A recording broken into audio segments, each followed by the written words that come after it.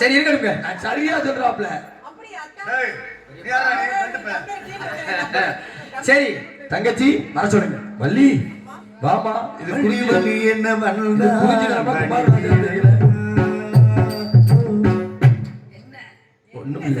போய் ஜமீன் ஜமீன் ஏற்கனவே பாதி பேர் நான் தான் அகோரி, நான் தான் சித்தர். ஓச்சரா முடிக்கிற செத்தாண்டாவே இதோட கலையரசன். ஒருத்தன் நான் தான் அகோரின்னு கலையரசன் ஒருத்தன் கிளம்பிக்கிட்டு இருக்கான். பாதி பேர் நான் தான் சித்தருங்கிறாங்க. இன்னொரு விஷயம்னா ஏற்கனவே இந்து மதத்தை அள்ளி வச்சு மூடிக்கிட்டு இருக்காங்க. இதுல பாதி பேர் நான் தான். ஒரு சித்தராக முடியுமா? சித்தனா எத்தனை யுகங்கள் தவம் இருந்து எத்தனை யுகங்கள் வந்து தெய்வத்தை வேண்டி ஒரு ஆசை இல்லாம சோறு இல்லாம சித்தர். ஆனா ஒருத்தன் வர்றான், நான் தான் என்ன சங்கிலி சித்தன் வர்றான். ஒருத்தன் நான் தான் பாம்பையா வந்து சித்தன். சித்தன் ஒரு வார்த்தையை சொல்லலாமா? அதாவது அடி கண்டிக்கிறதுக்கு ஆள் இல்ல, கலியுகம் நெருங்கி விட்டது. ஒருத்தன் நான் தான் அகோரிட்டு அலைஞ்சுக்கிட்டு இருக்கேன். ஏன்னா நான் என்னோட கோவம் என்னன்னா, நான் ரொம்ப கோவமா உண்மையிலேயே நீ பாட்டு காலையில ஏதாவது சாபம் விட்டு அது பாட்டுக்கு பறக்கணும் பறிச்சிடாம சாபம் விட்டா பழிக்கிட்டா. இந்த காசில போய் முத்துராஜை போட்டு வந்தவன். இன்னொரு விஷயம், சாமியை வந்து வச்சுக்க நான் தான் சாமியோட சொல்லலாம். ஆனா வச்சு பணம் சம்பாதிக்க கூடாது, மிகப்பெரிய பாவம். சாமியை வச்சு நான் தான் சாமின்னு சொல்லிட்டு பணம் சம்பாதிச்சோம்னா, தெய்வத்தை வச்சு விலை பேசிட்டோம்னா தெய்வம் சும்மா விடாது. ஒரு நாள் மொத்தமா அள்ளி வச்சு கொடுக்கும். தலைமுறை இருந்தா தானே, தலைமுறை இருந்தா தானே நீங்க வேற. அப்புறம் அதனால சாமி பேர் சொல்லி உண்டிய குளிக்கிறாத. இந்த பிள்ளை உண்டியல தூக்குறதுக்கே சரியில்லாம இந்த லூசு முண்டை அந்த துணியை துவைச்சிருந்தான்னா அந்த வேஷமே போட்டிருக்க மாட்டேன். நாடகத்துக்கு கிளம்பும் போது கொண்டு போய் வாஷிங் மிஷினுக்குள்ள ஈரத்துல போட்டா, அதனால ட்ரெஸ் இல்லைன்னு இதை போட்டு வந்தேன். அதுக்கு வந்து இவ்வளவு பெருசா பேசிட்டியே. அதே அகோரின்னதுக்கு நான் என்ன பண்ண தூக்கி போட்டு குத்துனோம். புள்ள வேற பத்துக்கிறாங்க பொண்டாட்டி. நான் கேட்டா அகோரிங்கிறேன். அது வந்து அதுக்கு முன்னாடி, ஆனது வந்து இதுக்கு அப்புறம். எப்பரா? போவுக்கு முன்னாடி போவுக்கு பின்னாடி, பொண்டாட்டிக்கு முன்னாடி பொண்டாட்டிக்கு பின்னாடி. அப்புறம் பின்னாடி அகோரி எப்படி பொண்டாட்டி என்ன செய்வாங்க? நீ என்னமா என்னைக்கிட்டே போட்டு வாங்குவாங்க. நான் வந்திருக்காப்ல, நீ வாங்குறதுக்கு ஒரு ஆளு வாங்கிட்ட பேசுறதுனா லேஸ் ராஸ் அடுத்து வாருங்க. அது சலகி போற மாதிரி. அது இல்ல, இந்து மட்டும் எல்லாருக்கும் இலக்காரமா போயிடுச்சு, அவ்வளவுதான். இலக்காரம் நம்ம தான் இலக்காரம் எல்லாருக்கும். சரியா? ஏப்பா கையை பிடிச்சு கூட்டு வர பால் தெரியாதா இல்ல கண்ணு தெரியாதா? பழைய மாதிரி கூட்டிட்டு போயிட்டா சாமி. அந்த காலம் முடிஞ்சிச்சுனே. நாங்க வச்சு அப்படியே போட்ட காலம் இல்ல, முடியல. சாந்தியக்கான வேணாம், நாங்க வரலங்கன்றாங்க. யாரும் பப்புன்னு சாந்தியக்காவா வேணாம், டான்ஸ் அந்த அக்காவா வேணாம், அந்த அக்கா பரதநாட்டியம் ஆடுறாங்க, நாங்க இங்க வேணா பேர் வாங்கல வேணாம். என் மதுரைக்கு வந்தா ஏதோ வண்டி ஓடிக்கிட்டு இருக்கு, வேணாம். அதுதானே இருந்தேன் முதல்ல. ராஜபாட்டு சாந்தி சரியா வேண்டாம், நாரதர் சாந்தி சரியா வேண்டாம், போடாதீங்க அப்படின்ட்டு சொல்லாதீங்க. ஏதோ பிள்ளை ஒன்று ரெண்டு தான் நடிச்சுக்கிட்டு இருக்கு. இதுல வச்சு என்ன பண்றேன்? இதான் அதுக்காக சும்மா விட மாட்டேன். கொஞ்சமா அம்மி அரைச்சி விட்டு தான் போவேன் நானு. சரிங்களா? அம்மி அரைச்சி மிளகா மூஞ்சி அரைச்சி இல்ல விட்டோம்னா தெரிய மாட்டேங்குது, இப்படியே போயிருதுங்க. அதனால திட்டினாலும் சரி, வண்டி இருக்கிற வரைக்கும் கொஞ்சம் உரசி விட்டு போயிருவோம். சரிங்களா? ஆசீர்வாதம் கொடுங்க. மாளிகை மக்களை பல்லாண்டு நமஸ்கரித்தே நமஸ்கரித்தே நாம் நமஸ்கரித்தே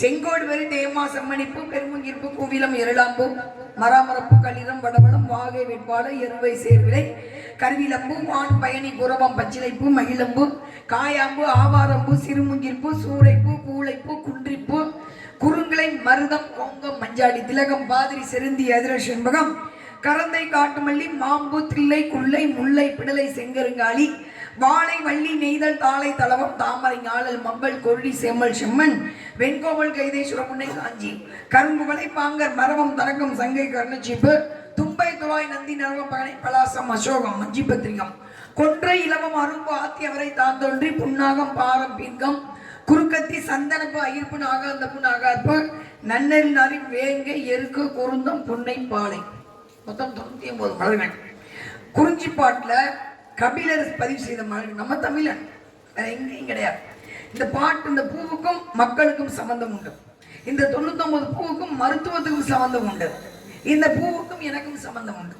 இந்த பூவுக்கு வரவேற்பு கொடுக்கணும். பூக்கள் இல்லாத காரணத்தால் பூக்களின் பெயர்களால் உங்களுக்கு வரவேற்பு சாமி வாங்க ஆசீர்வாதம் கூறுங்கள். அற்புதமான வரவேற்பு, அன்பான வரவேற்பு. ஏன்னா செந்தாமரை மலர் போன்று திருமண மலர்ந்து அகமுகந்து பாமாலை பாடி பூமாலை சூடிய உன்னை என் இதயம் கணித்து வாழ்த்துகிறேன். தரணி போட்டும் தக்கவெல்லன் தைவாள் வாழ்க மகளே பல்லாண்டு அப்படின்ற வகையில வந்தாரை வரவேற்பது தமிழர்கள் பண்பாடாக இருந்துட்டாலும் கூட குலாச்சாரம் மாறாம அற்புதமான முறையில் ஒரு வரவேற்பு கொடுத்தீங்கன்ற காரணத்தினால நானும் கொடுக்கலாம் நினைக்கிறேன். வாழ்த்து எப்பேற்பட்ட வாழ்த்தாக குறிஞ்சி நிலத்தாய் மகளாய் பிறத்தாய் சீர்த்தி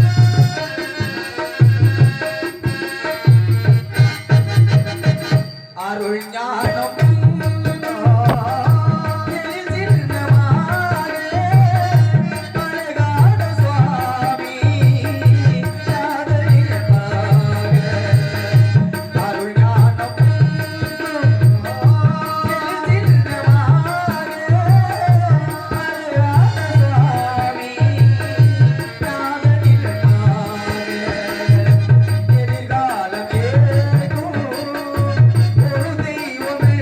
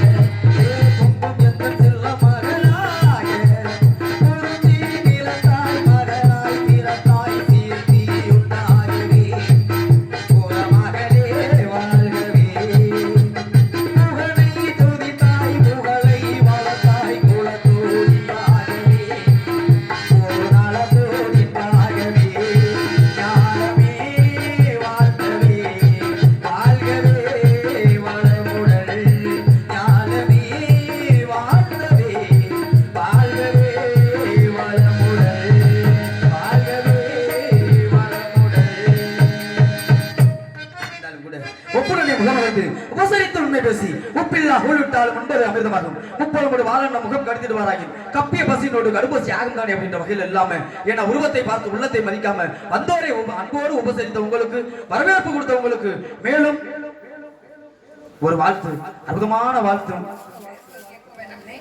எக்கோவை குறைச்சிருங்க, வால்யூம் மட்டும் நல்லா ஏற்றுவீங்க. Hello hello. இந்த மலையில எதுக்கு மேல போட முடியாது, அதான் அவசரமா பாவம். அதாவது அள்ளி நிறைய வச்சிருந்தா ஒண்ணுமே விளங்காது. காலைல ரத்தம் தான் வருது அப்படியில இருந்து. நல்லா ரொம்ப சந்தோஷம் இருக்கு.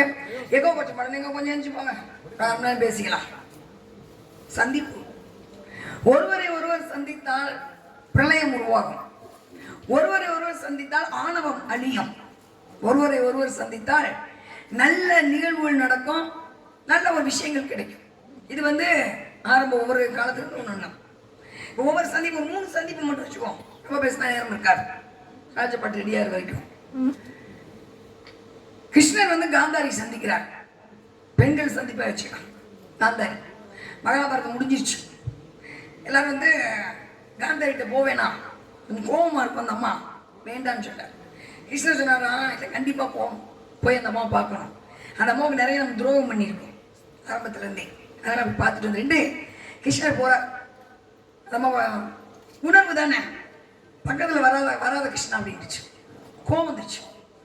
என்னடா துரோகம் பண்ண, நீ கடவுளாவே இரு, நீ யாராவே இரு, நீ செய்தது தவறு. 100 பிள்ளைகளை, ஒரு பிள்ளை 2 பிள்ளை இல்லை, 100 பிள்ளையை சுமந்தவள் நான். 32 மாசம் ஒரு பிள்ளையை விட்டு வச்சுக்கலாம்ல. எல்லாரையும் கொண்டுட்ட, நீ தான் கொன்ன, அவங்க யாரும் கொள்ள கிடையாது. உன்னுடைய வஞ்சகம் சூழ்ச்சி, நாபி கமலத்துக்கு அடிக்கக்கூடாது, அடிச்சீங்கல்ல, செய்யலாமா? பொய் சொல்லக்கூடாது, தர்மரை பொய் சொல்ல வச்சீங்கல்ல, துரோணாச்சாரிய அஸ்வத்தம கதை, அஸ்வத்தம் இறந்தான்னு சொல்லி பொய் சொல்ல வச்சு துரோணாச்சாரிய காலி பண்ணீங்க. பீஷ்மரை கொண்டாந்து முன்னாடி சீண்டி நிப்பாட்டினேன். எல்லாம் கண்ணகிட்ட கவசம் கொண்டு வந்து கேட்டு வாங்கின, சக்தியா இந்த வேணாம் அடிச்சிங்க. கருஷ்ண கண்ணனுக்கு வந்து எங்க சக்கரை பதிச்சிருக்கும் போது கொண்டீங்களே, சரி விடு, என் பிள்ளைய பொல்லாதவன் தான், ஒருத்த விகரம் நல்லவன் தான்டா, எல்லாம் உங்களோட தானே இருந்தான், கொண்டுட்டியே. அப்படியே கொஞ்சம் கொஞ்சமா போகிறது. ஒரு 18 நாள்ல என் குலத்தை அழித்து நீ 32 மாதத்துல உன் குலம் அழியும், உன் கோத்திரம் அழியும், நீ இறப்பாய், கொடூர மரணம் அடைவாய். பதறிட்டாங்க எல்லாரும். கிருஷ்ணர் அமைதியா நின்னார், பேசாம நின்னார். அப்பதான் தர்மர் கேட்கிற எல்லாரும், ஏன் கிருஷ்ணா ஏன் அமைதியா நிக்கிறீங்க, எல்லாத்தையும் மாத்தினவர் தானே நீங்க, அமாவாசையை மாத்தினீல. துரியோதனன் போய் சாகாதவன் சொல்றாரு, அம்மாவாசை என்று பொங்கல் வைத்து கிளப்பலிக்கிட்டா நீ ஜெயிப்பாய். அப்ப முதல் நாள் அம்மாவாசை ஆக்கினியே, மாசத்துக்கு நீ 2 அம்மாவாசை வந்துகிட்டு இருக்கே. திதியை மாற்றினாய், கோள்களை மாற்றினாய், எல்லாத்தையும் மாத்தின. ஏன் காந்தாரி சாபத்தை மாற்ற மாட்டேங்கிற, பேசாம இருக்க. சிரிச்சாராம் கிருஷ்ணர். கொடுக்கட்டும், காந்தாரி இல்ல, ஒரு தாய், அவள் தாய்மை கருவில சுமந்திருக்கா. கோயிலுக்குள்ள கருவறைக்குள்ள யாரும் நம்ம போக முடியாது, கருவறைக்குள்ள யாரும் போக முடியாது, கற்பின் கருவறைக்குள்ள யாரும் போக முடியாது. கற்ப பையக்குள்ள அந்த பனிக்கூடத்துக்குள்ள பிள்ளைங்க இருக்கு, யாரும் பார்க்க முடியும், யாரும் பார்க்க முடியாது. அப்ப அந்த கருவறை, அந்த கோயில் கற்பகரமும் இவ கருவறை ஒண்ணு. அந்த கருவறை இருந்து குழந்தையை சுமந்தவள் அவன். அவன் வயிறு எரிஞ்சு சாபம் கொடுக்குறான், பழிக்கட்டும். அப்ப சாபத்தை ஏத்துக்கிட்டார். அதனாலதான் துவாரகபுரி என்ற அழகான நகரம் இன்னைக்கு நம்ம ஆடம்பரமா இருக்கோம். துவாரகபுரி அப்படி ஒரு அற்புதமான நகரம். இன்னைக்கு தண்ணிக்குள்ள போயிடுச்சு. கிருஷ்ணர் மரணம் அடைந்தார், கொடூர மரணம்.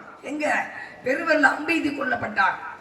முடியல, இன்னைக்கு ஒடிசாவில் இருக்காரு, அந்த பாதி எந்த வேகாத உருவாங்க இருக்கு. அப்ப சொன்னாராம், தாய்மை, தாயோட வயிறு இருப்ப நடந்துக்க கூடாது. அதுதான் இன்னைக்கு சொல்லுவாங்க, பெத்தவாய் வயிறு இருப்ப நடந்துக்காத. பெத்தவாய் வயிறு இருந்துச்சுன்னா தாங்க மாட்டோம். நம்ம அம்மாவுக்கு எதுவும் செய்ய வேணாம், அம்மா பட்டுப்பாடு எடுத்து கொடுக்க வேணாம், அம்மாவுக்கு நகை எடுத்து கொடுக்க வேணாம். பெத்தவாய் இருந்தாங்கன்னா சாப்பிட்டியான்னு கேளுங்க, சந்தோஷப்படுவாங்க. அடுத்தவங்க நீங்க சாப்பிட்டியான்னு கேட்டா அது ஒரு செய்தி. நீங்களா வாட்ஸ்அப்ல அனுப்புறீங்கல்ல, சாப்பிட்டியா, காலை வணக்கம், மாலை வணக்கம், இரவு வணக்கம். மூதேவி பக்கத்துல இருக்க அம்மாட்ட பேசாது, பக்கத்துல இருக்க அம்மாட்ட பேசாது, பக்கத்துல கொண்டாடிட்டு பேசாது. மூதேவி வெளியே எங்க இருக்கு அங்க அனுப்பிச்சுக்கிட்டு இருக்கோம். காலை வணக்கம், மாலை வணக்கம், சாப்பிட்டியா. பெத்ததாய் பார்த்து அம்மா நீ சாப்பிட்டியான்னு சந்தோஷப்படுவாங்க, சந்தோஷப்பட அழுதுருவாங்க. அவ பெத்தாய் வயிறு மாதிரி கிராமத்து சொல்லுவாங்க, வயிறு மாதிரி நடக்காதா, பெத்தாய் வயிறு அற்று. ஒரு சந்திப்பு கிருஷ்ணனும் காந்தாரியும் சந்தித்தார்கள், கிருஷ்ணரே அழிந்தார், அந்த துவாரகபுரி அழிந்தது. ஒரு சாபம்.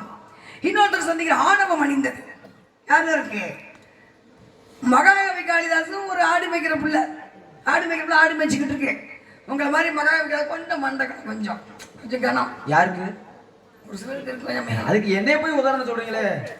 4 பாட்டு நல்லா படித்தா மண்டக்கணம் வந்துடும். அப்படி வந்திருக்கவங்களுக்கு இருக்கட்டுமே. நான் சொல்றேனே, பொம்பளைக்கு முடி இதுக்கு தானே மண்டக்கணம் வந்துடும். பார்த்துருக்கீங்களா? அந்த ஜடையை ஒரு ஆட்டுவாங்க. தலை முடிங்கிற வரைக்கும் தான் அழகு. அந்த முடி சோத்துல இருந்தா அழகு கொண்டு போடும்.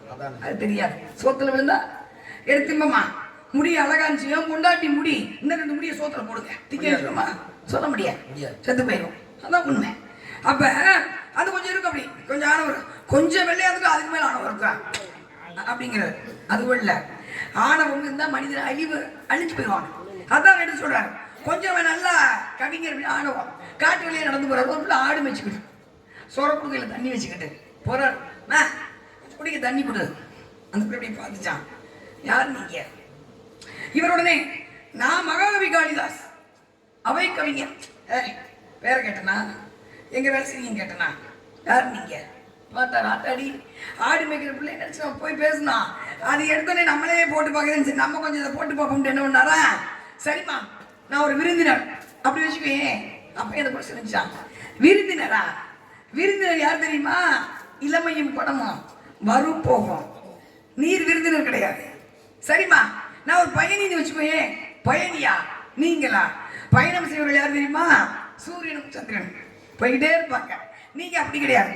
சரிம்மா, நான் ஒரு பொறுமைசாலின்னு வச்சுக்கிறியா? பொறுமைசாலி யார் தெரியுமா? பூமாதேவியும் மரமும் என்ன வேணாலும் பொறுத்துக்கும், வெட்ட வெட்ட தொலையும். சரிம்மா, நான் ஒரு பிடிவாதக்காரன் வச்சுக்கோங்க. சிரிச்சு அந்த பிடிவாதக்காரரா? நீங்களா? பிடிவாதக்காரன் தெரியுமா? நகமும் முடியும். பிடிவாதம் வளரதானே கேட்குமா? கேட்காது. முடி கொட்டாதானே கேட்குமா? கேட்காது. 2 பிடிவாதம். நீங்க இல்ல. சரிம்மா, நான் ஒரு முட்டாள். அப்ப எனக்கு சிரிச்சா. முட்டாள் நீங்களா? முட்டாள் யார் தெரியுமா? சரியாக யாரத்தையும் சொல்றீங்க நீங்க? கட்டுவாங்க என்ன கையை கட்டி? இல்ல இல்ல, முட்டாள் யார் தெரியுமா? சரியாக நாட்டை ஆள தெரியாத அரசன். அந்த அரசனுக்கு சாதனா போடுற மந்திரியும் தான் முட்டாளே தவிர நீர் இல்ல. காலில் விழுந்துட்டாரு. அப்பதான் சரஸ்வதி பிரசனம் பண்ணார். மகாகவி காளிதாஸ் காளியின் அருளால். மகாகவி காளிதாஸ் யாரு? காளியின் அருளால் புலமை பெற்றவர். சரியான வடிகட்டின முட்டாளே மகாகவி காளிதாஸ். சரிங்களா?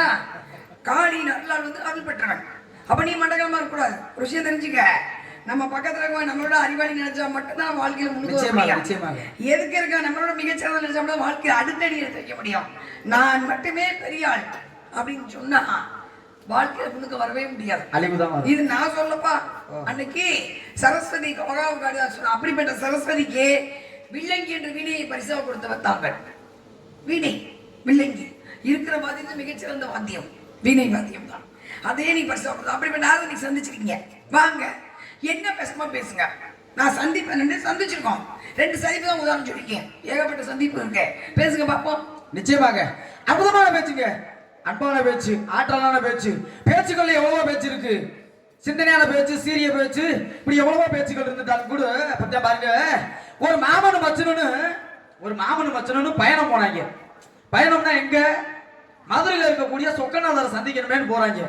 அப்படி சொக்கநாதரை சந்திக்க போகும்பொழுது, ஏன்னா 2 பேருமே புலவர்களாம்.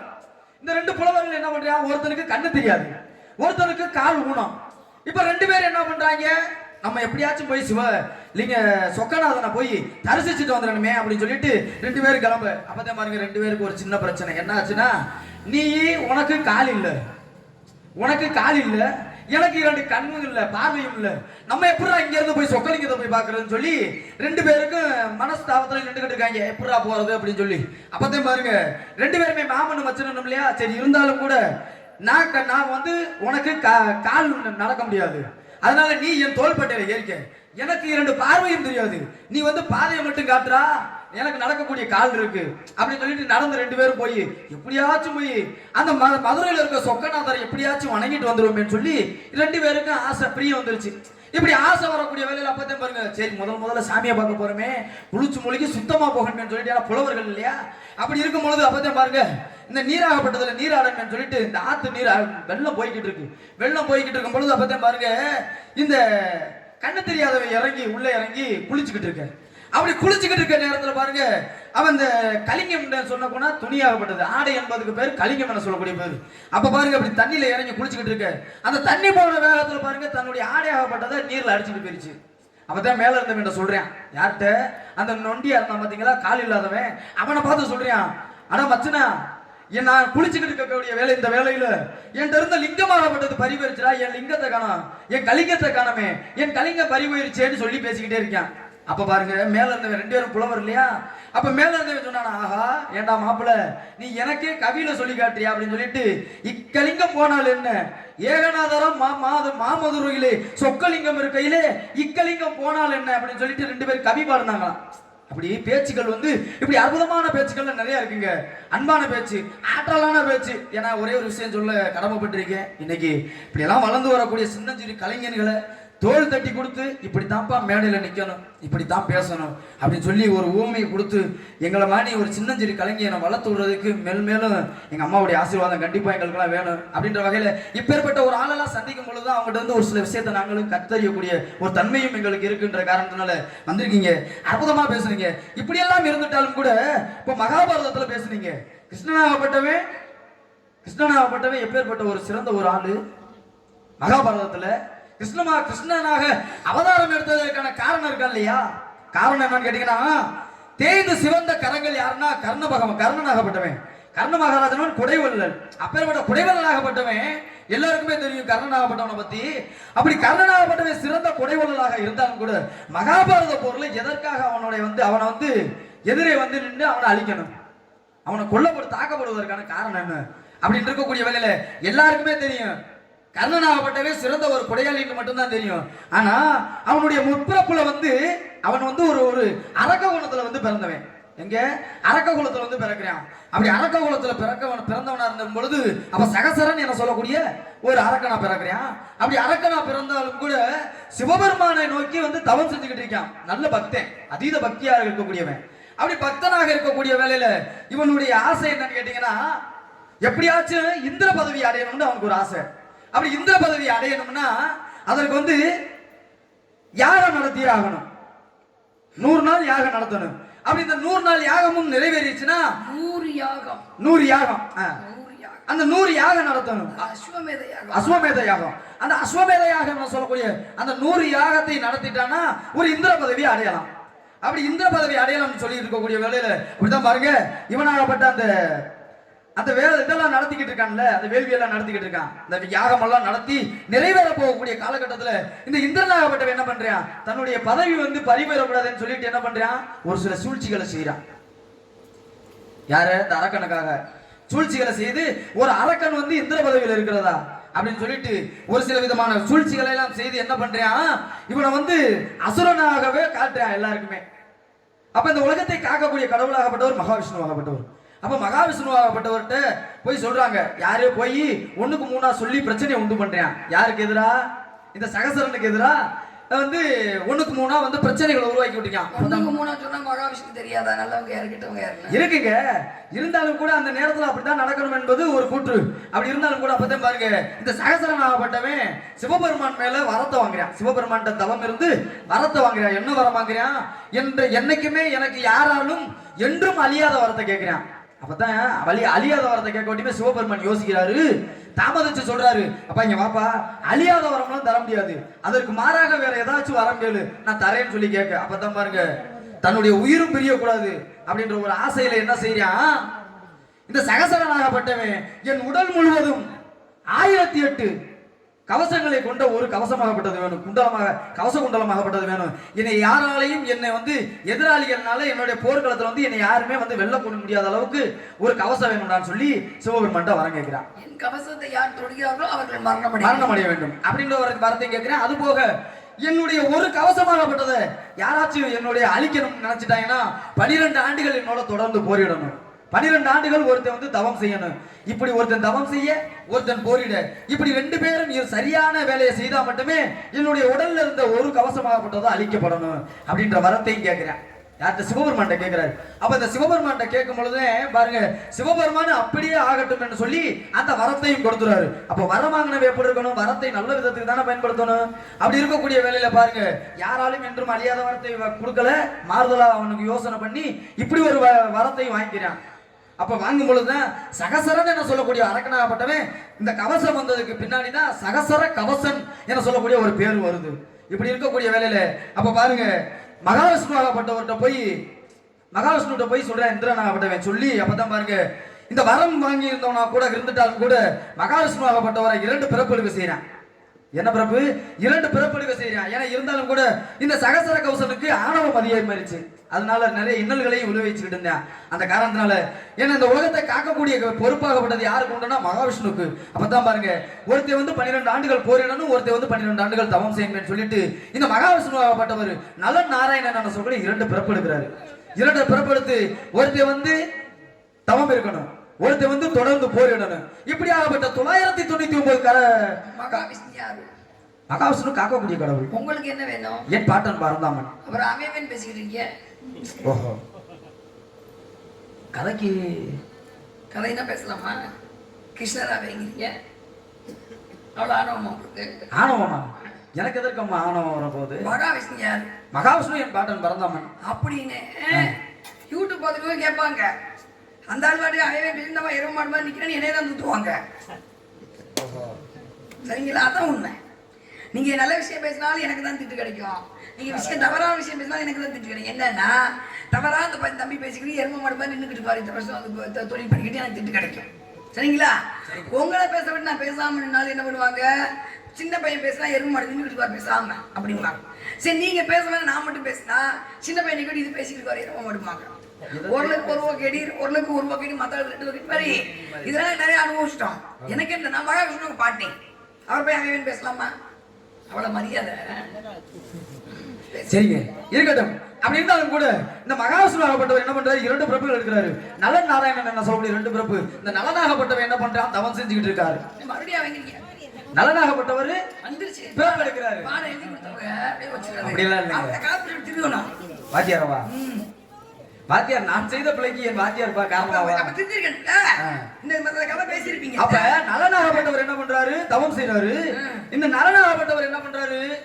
போரிடுறாரு, தொடர்ந்து போரிட்டு இருக்காரு. இப்படி ஆகப்பட்ட 999 கவசத்தையும் அழிக்கப்படுறாங்க. அப்படி அழிக்கப்பட்ட மிந்தி இருந்த ஒரே ஒரு கவசம் தான், அதோட தப்பிச்சைக்க போறாரு. காரணமாகப்பட்டவர் சூரிய பகவான் போய் தஞ்சம் புரிகிறாரு.